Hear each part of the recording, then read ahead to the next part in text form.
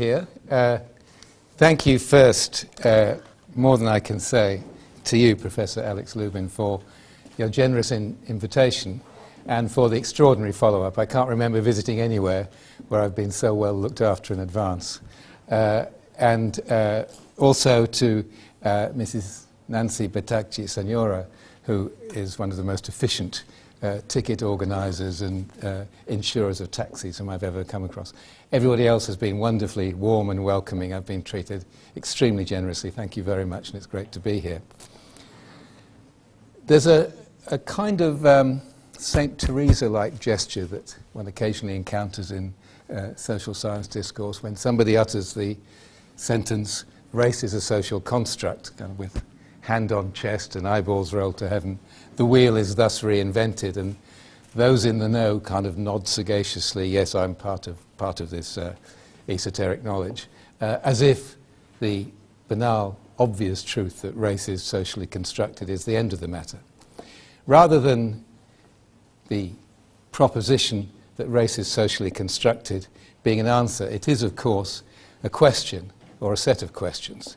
Those questions being, how is race socially constructed, under what circumstances, how many different kinds of racial formations are constructed to what historical ends, in whose interests, and so on and so forth. Those are the kinds of questions that I want to raise today.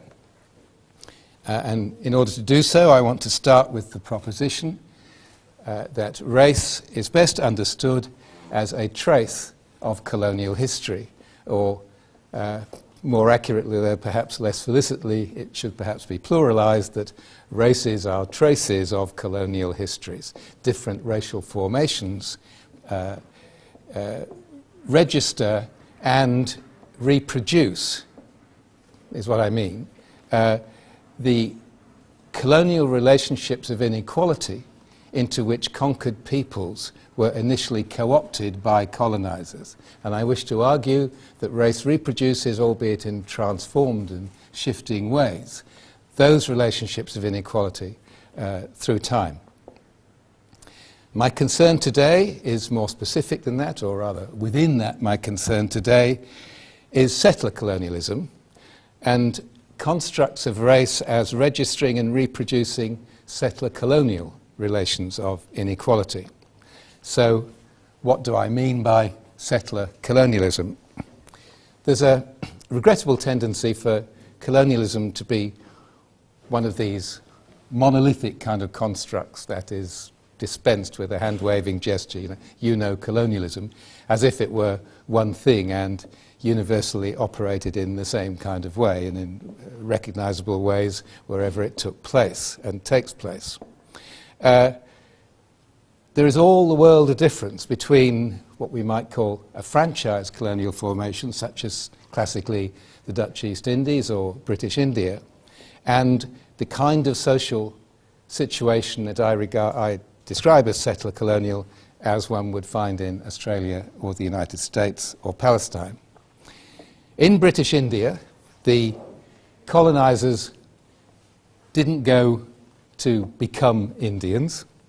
They went to sit atop Indian society, albeit transform it, but nonetheless to remain dependent upon it, remaining a small minority, completely dependent upon native collaboration, not only collaboration in the direct way of native troops, native administrators and so on, but all sorts of levels of native labour and native traders through plantation economy, mining economies and so on.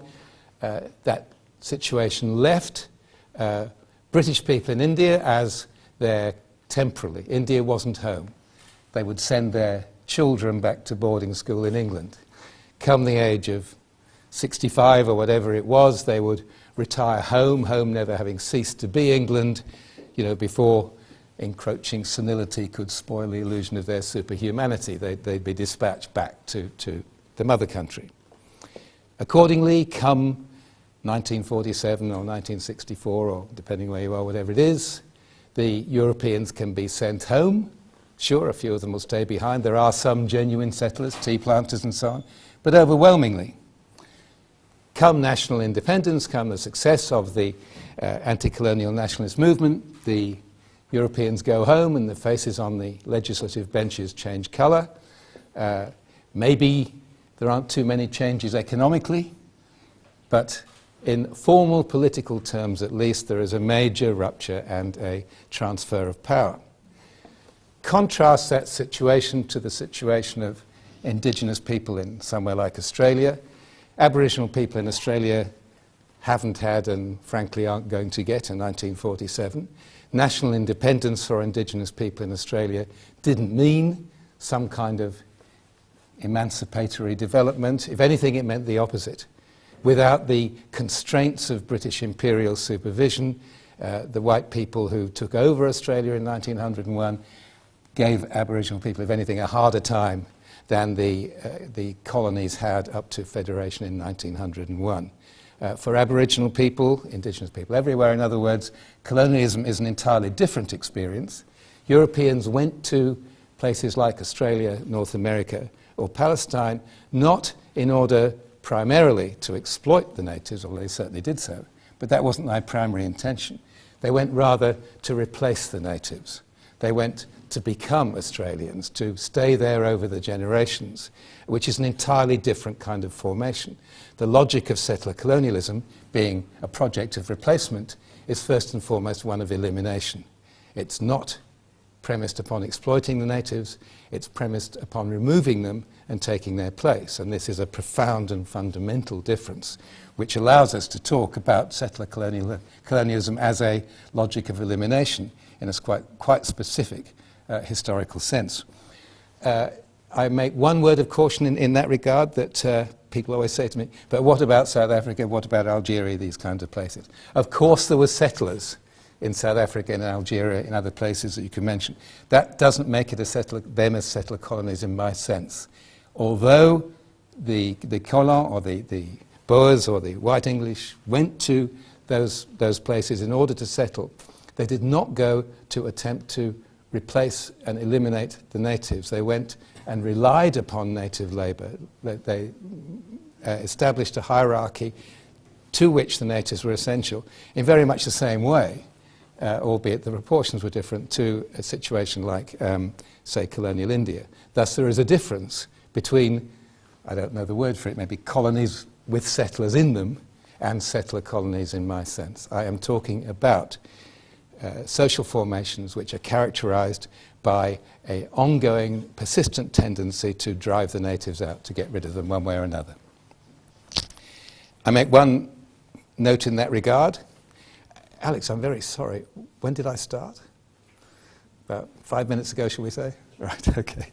Sorry, that's the worst slip up to make. You have your clock, you have everything ready, and you go, I didn't look at the moment I started. Anyway, we'll call it 5 minutes so far, okay. One proviso. The definitional issue in relation to settler colonialism is its outcome for natives. Okay? It is not the presence or absence of a metropolitan state. From the native point of view, what matters is the fact of dispossession, not whether or not their invaders are formally constituted among themselves. This point is important because Zionism claims that the fact that Jewish settlers from more than one metropolitan state were involved in the takeover of Palestine somehow absolves Zionism of the charge of settler colonialism, as if this could make any difference to the outcome of Palestinian dispossession. Settler colonies are almost invariably established through the activities of unlicensed mavericks rather than formal state procedures. The era of the maverick is generally referred to as the frontier. Typically, once the dust has settled on the irregular violence of the frontier, the colonial state wrings its hands at the unseemly events that have taken place and then helps itself to the spoils. Thus the trappers and the gold diggers, the bounty hunters and the hilltop youth are not separate from the settler state at all. Rather, they are its principal means of expansion. The frontier in this sense is a classic state of exception, the primordial irregularity that enables the sovereign to declare the settler rule of law. Giorgio Agamben's scrupulous Eurocentrism seems to have prevented him from being able to see this colonial commonplace.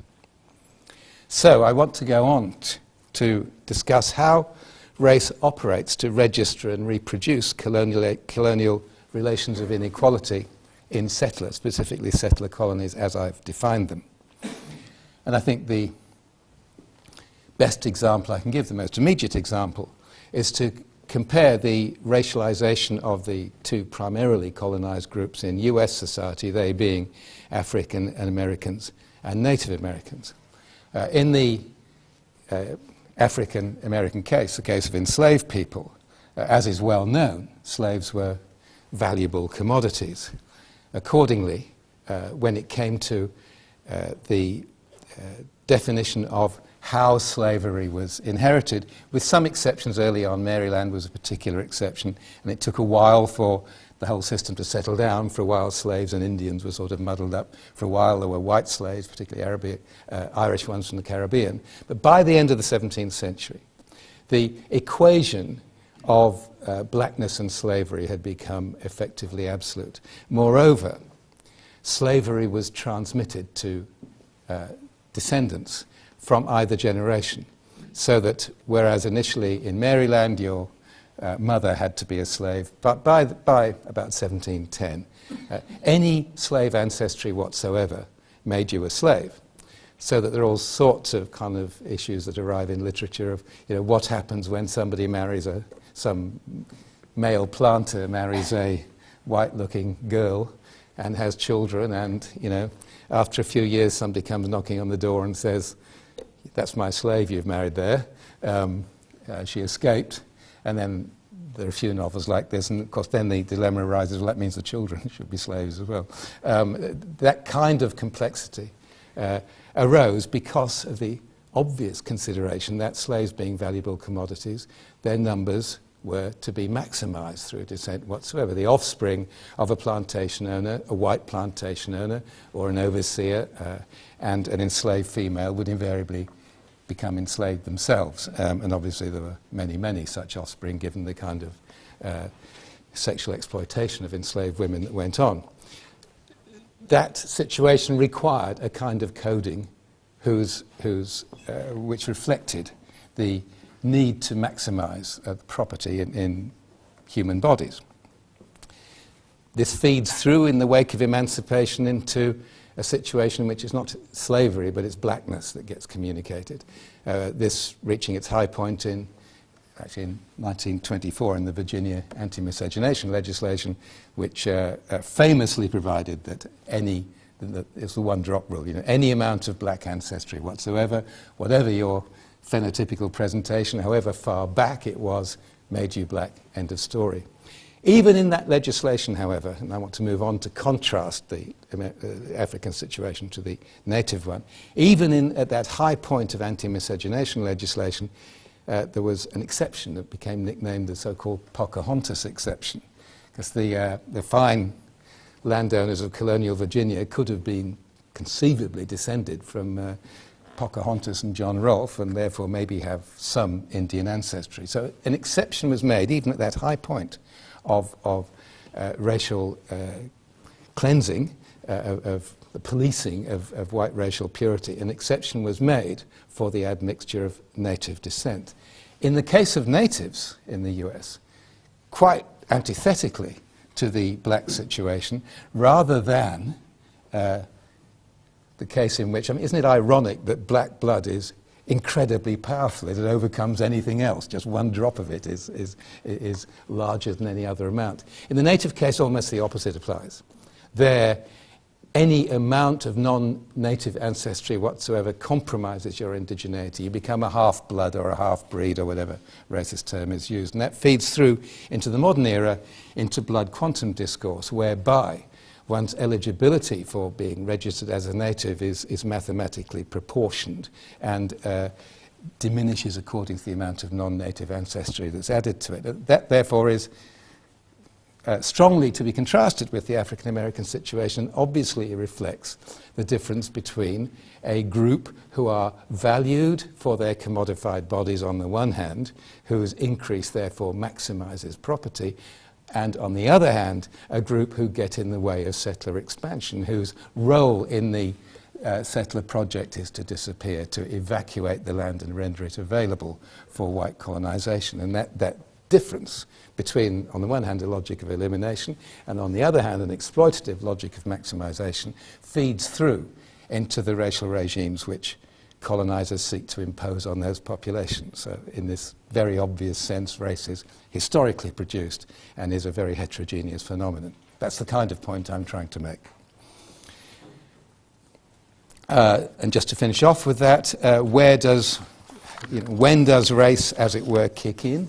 My argument is that race is a response to the colonizers having to share, being made to share social space with the colonized. It's at that point that race emerges to make a distinction within the category of humanity, so that despite the sharing of social space, nonetheless invidious exceptions and hierarchical distinctions can be maintained.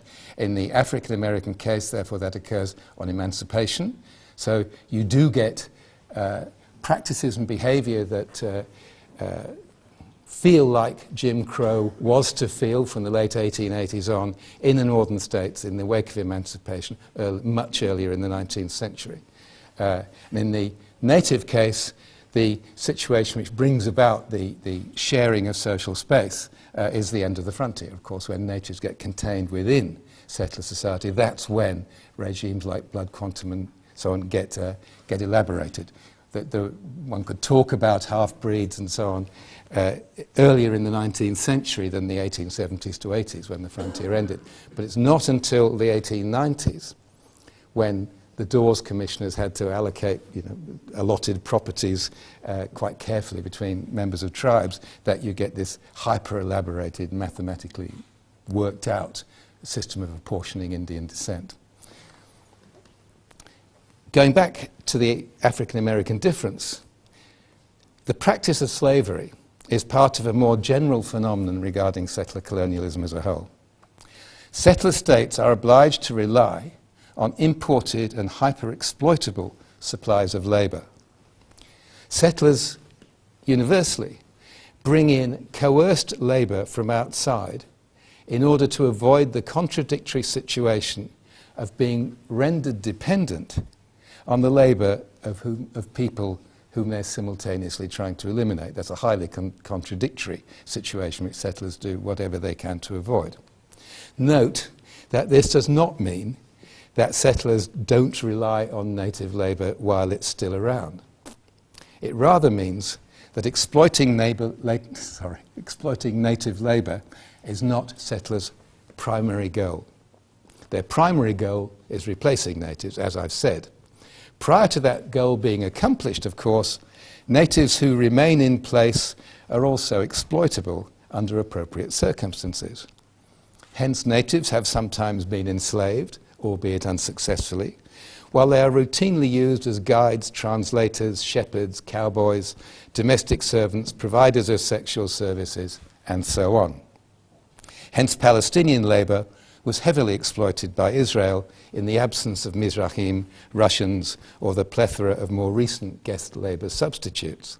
Nonetheless, Israel has always been very careful not to become dependent on Palestinian labour. In the Zionist scheme of things, Palestine's primary mission is not to work, but to disappear.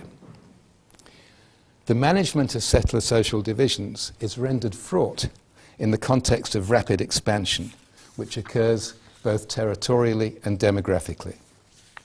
Settler hegemony is challenged by the demanding presence of boisterous groups of recently arrived immigrants, still undomesticated to New World civic norms.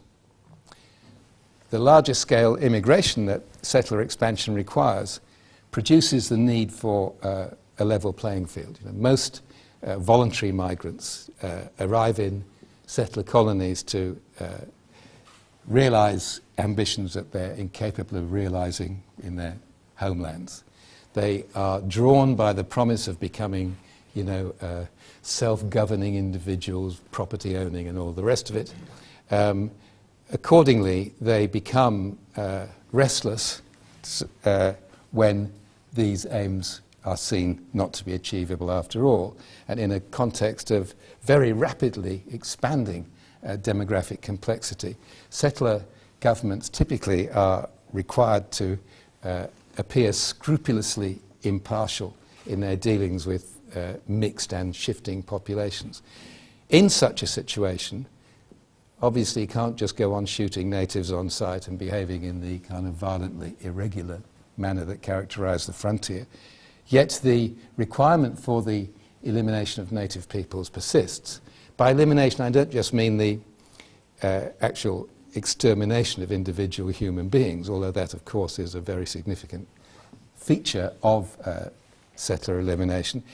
There's a political alternative that needs to be eliminated as well. A sovereignty and a basis for social organisation that preceded the social contract that settlers imported with them, and therefore settler constitutions simply can't deal with them, they're extraneous. That alternative source of political legitimacy has to be excluded as well. So I'm not just talking about the homicide of individual human beings. It is rather the removal of an alternative polity or set of polities from settler social relations that is required within settler colonialism. So in the wake of the frontier, a whole lot of bureaucratic, more genteel kinds of strategies for removing that native alternative kick in. In the wake of the frontier, with no external threat to necessitate maintaining the formalities of international diplomacy, settler discourse seeks to shift native affairs out of the realm of international relations and reconstitute it internally as a depoliticised branch of the settler welfare bureaucracy. To this end, post-frontier settler policy typically favours assimilation, a range of strategies intended to separate individual natives from their collective sovereignties and merge them irrecoverably into the settler mainstream. In the more genteel atmosphere of post-frontier relations, natives are typically eliminated by means of bureaucratic civic procedures, especially, as I said, assimilation. This takes us back to the example of blood quantum, or as the Australians used to say, breeding them white, which is to quote the formula in its more printable version. There are also non-biological strategies of cultural assimilation, for instance, the North American boarding schools and the Australian stolen generations. Multiculturalism is a standard strategy of native assimilation, the intention being to cast natives as just another tile in the national ethnic mosaic. Thus, assimilation and multiculturalism make it important to assert the basic binarism of native versus invader. Now, I don't know how familiar the term binarism is to everybody. By binarism, I'm referring to dualities, to Manichaean oppositions, polar oppositions, black versus white, night versus day, and so on. These bifurcated oppositions are what I mean by binarisms. The emphasis on binarism stresses how settler colonial invasion is a structure, not an event. It's not something in the past, a one-off event that's all over now. Rather, invasion persists through a whole series of bureaucratic civic modalities that go on after the frontier. In a variety of shifting guises, invasion continues into the post-frontier era, where settler discourse chronically and despite itself reinscribes the bare duality of the frontier in ways that I hope to illustrate soon. My approach can, of course, be theoretically embarrassing, binary being one of the more conversation-stopping items in academic theory's inventory of rude words. So it should be apparent here that I'm impatient with this blanket repudiation of binary categories, specifically in the native instance. All the same, binarism may sound like a strange recipe for community survival in a society as diverse as Lebanon, and internally, no doubt, it is undesirable. Externally, however, binarism clearly constitutes a healthy policy vis-à-vis Zionism. Diversity within native communities is of a different order to the fundamental divide between natives and invaders. But I'm not here to advise Lebanese people on matters about which you have become experts in the hardest way imaginable. I merely cite the example to stress the requirement for binarism in the settler-colonial case. The need for binarism sets the native case apart from those of other oppressed groups within settler societies. So the point has major implications for the development of anti-colonial solidarities. Take, for example, the tensions that have on occasion arisen between native and black community organizations in the United States. Though typically taught in separate college-level programs, as if they were unrelated phenomena, Indian removal and plantation slavery were two sides of the same coin.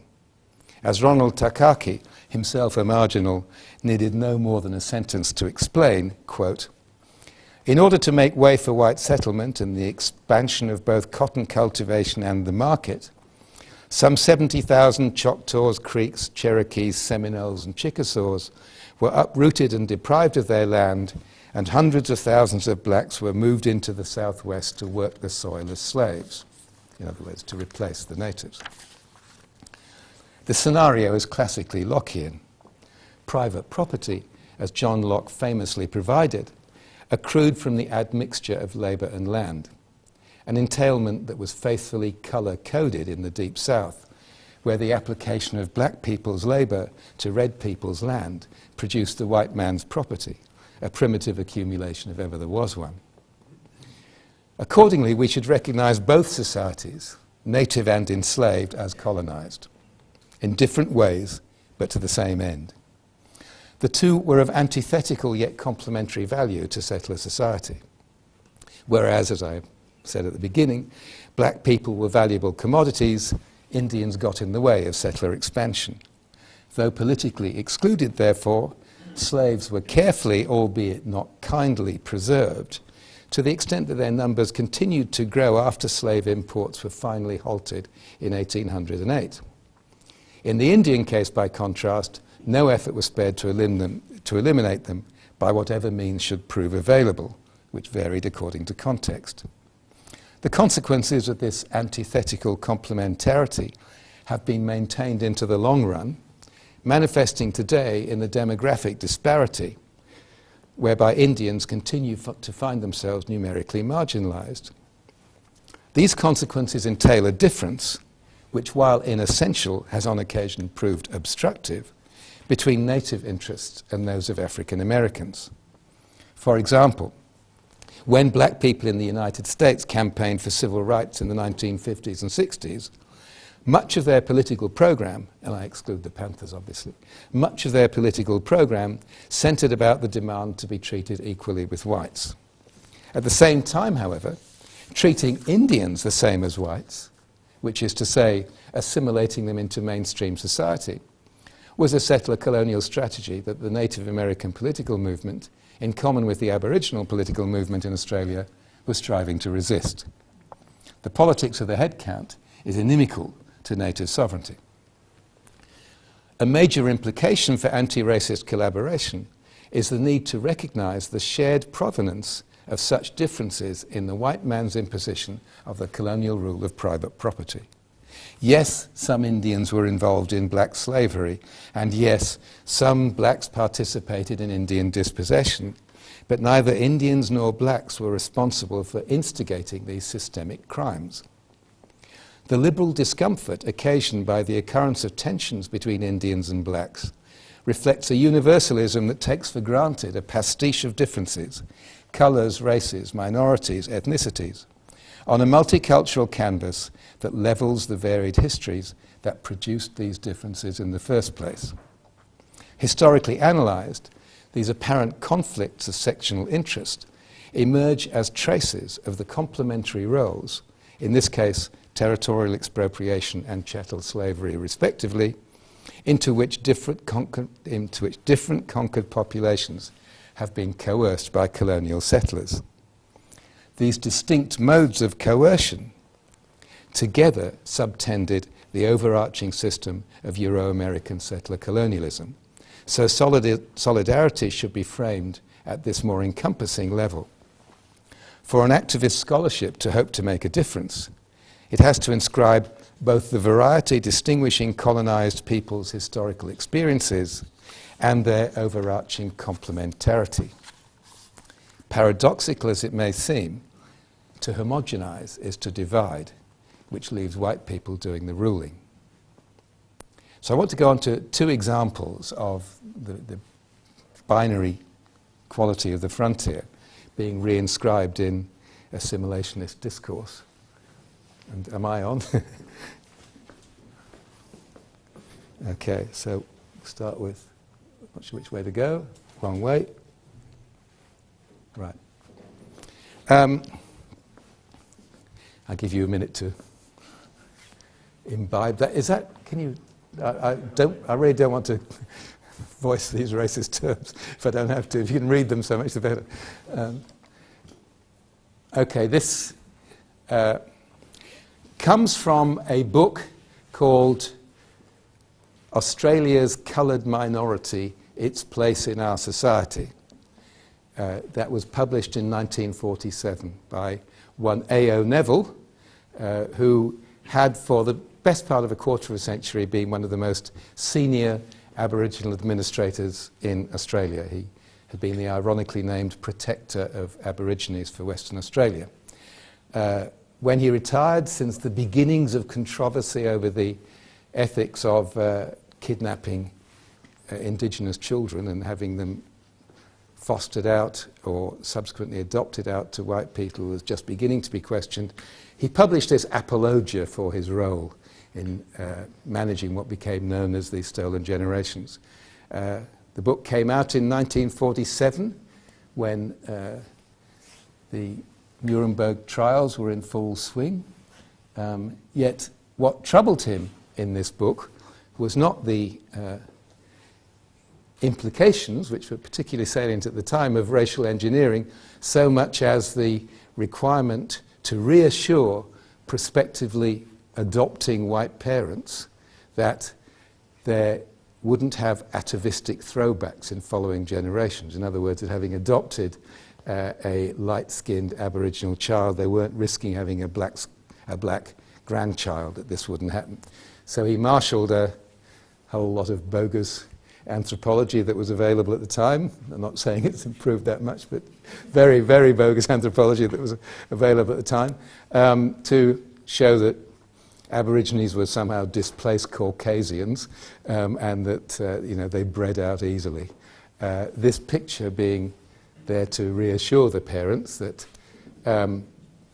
what happens as a result of the successive admixtures is that you end up with an adoptable white boy who will, well, he's not white, he's the last Aboriginal boy. He will produce, from then on, it's white all the way. This went so far, incidentally, that he used I couldn't believe my eyes when I read this phrase. He was talking about, quote, the pure half-caste. I mean, this defies belief.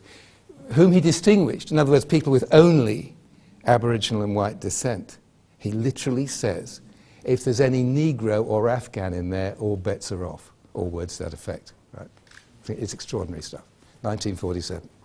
Now, the point of all this is that these racial proportions, this arithmetic of half, quarter, eighth, etc., quadroon, octoroon, all that, they aren't static racial proportions, comparable perhaps to the Mexican casta system or something like that. This is all one way. You end up being adopted out and whiteness starts. So from the left-hand end of the picture, it's whiteness all the way. So this isn't a static index of racial balance. It's a 3-generation lap count to extinction, right? And it's being managed officially. Now, so far as binarism goes, therefore, my point is that from the left-hand end onwards, it's whiteness all the way. So regardless of the appearance of heterogeneity and multiplicity within the Aboriginal component, the fundamental division is the one that goes off invisibly to the left hand of the picture. This is a binary narrative. Okay.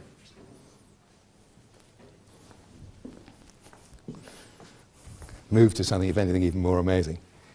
I found this, believe it or not, in BIA, the Bureau of Indian Affairs. It used to be called the Office of Indian Affairs. This comes from a field worker's handbook put out by the Phoenix office of the Bureau of Indian Affairs in 1986. I kid you not. This is how to establish... Is it too light, shall we? Actually, the details don't matter that much, but if you can. Thank you.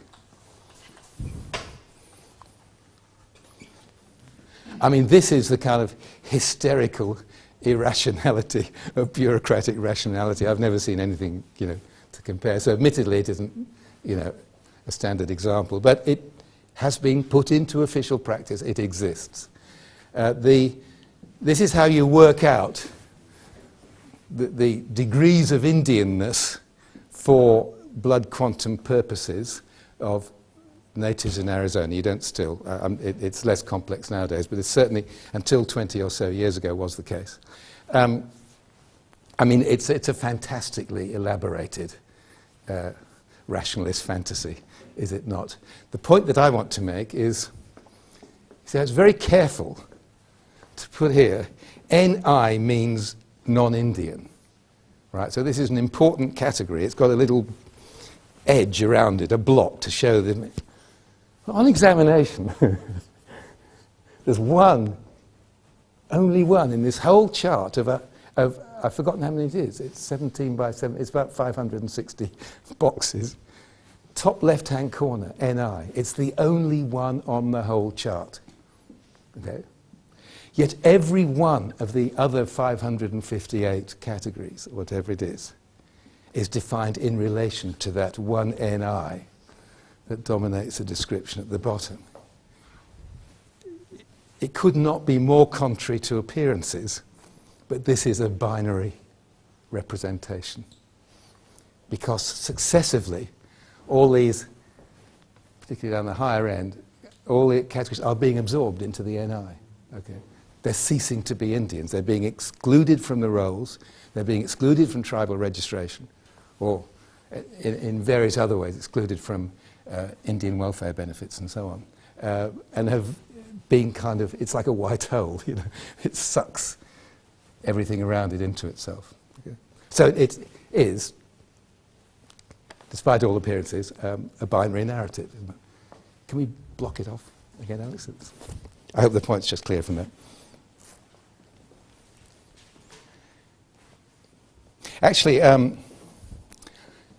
this kind of bureaucratic phenomenon, I think, illustrates Marx and Engels' approach to ideology. It couldn't illustrate it more perfectly.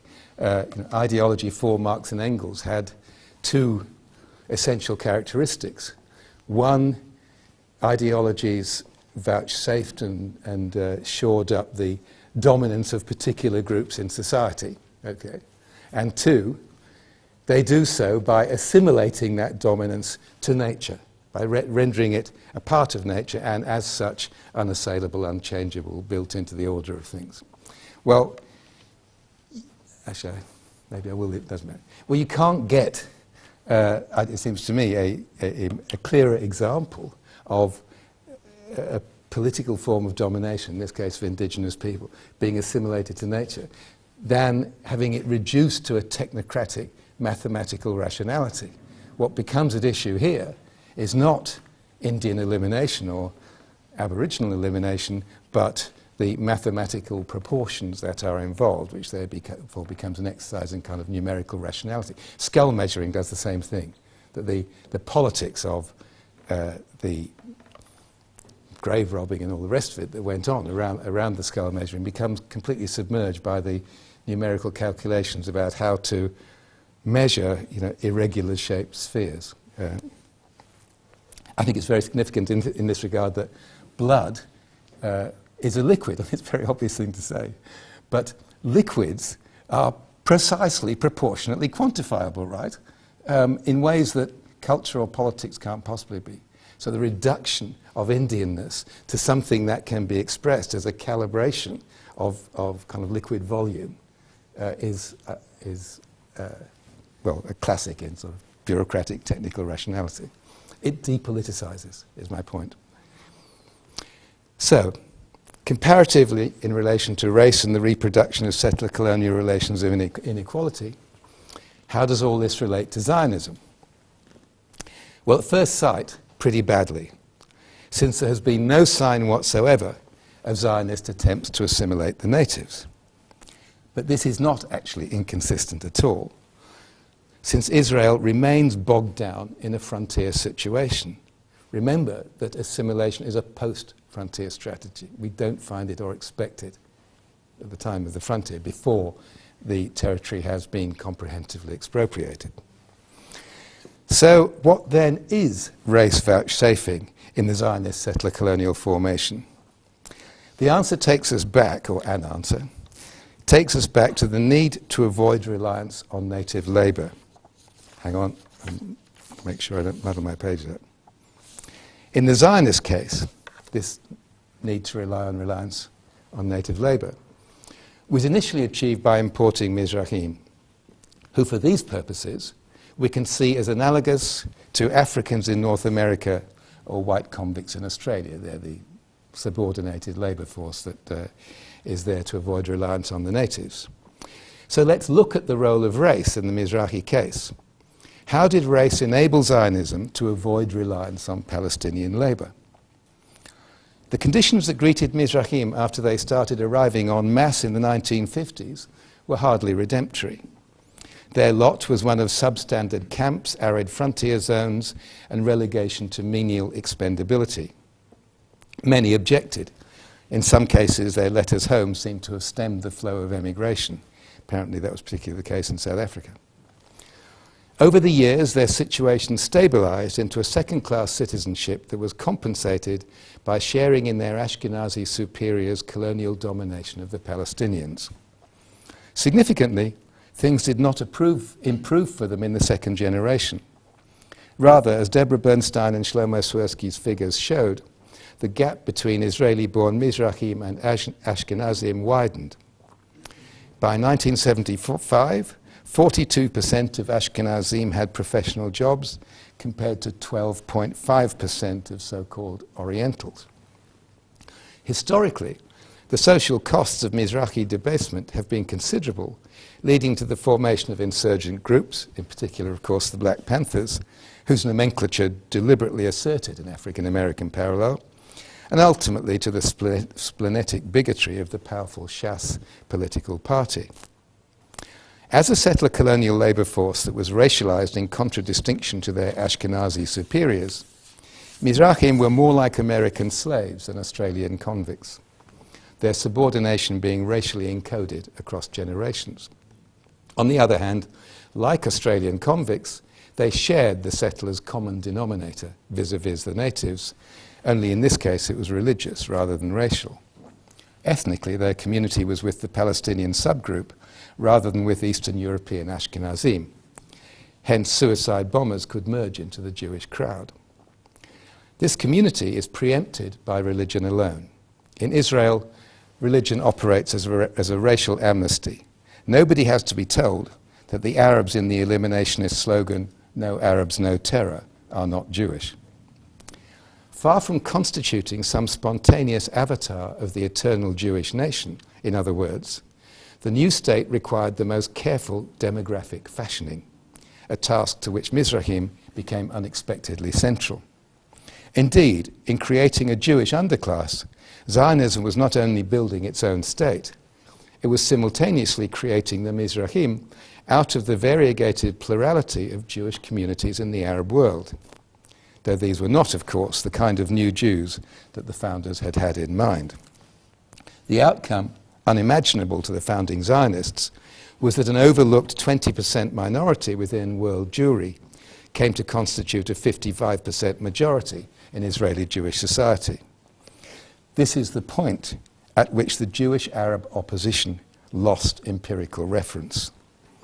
During the Mandate years, with the numerically insignificant exception of the Yemenis and some of the old Yishuv, it had made some sense to counterpose Jews to Arabs, though only within Mandate Palestine, since most of the Jews were from Europe and the natives were Arabs. In the wake of the Mizrahi airlift, however, this opposition could only be maintained by dint of an ideological conjuring trick whereby the Arab Jews became deracinated. As Ella Shohat long ago pointed out, it was Zionism that forced Mizrahim to choose, for the first time in their history, between being Jewish and being Arab. All this is well enough known, so I don't need to elaborate on it here.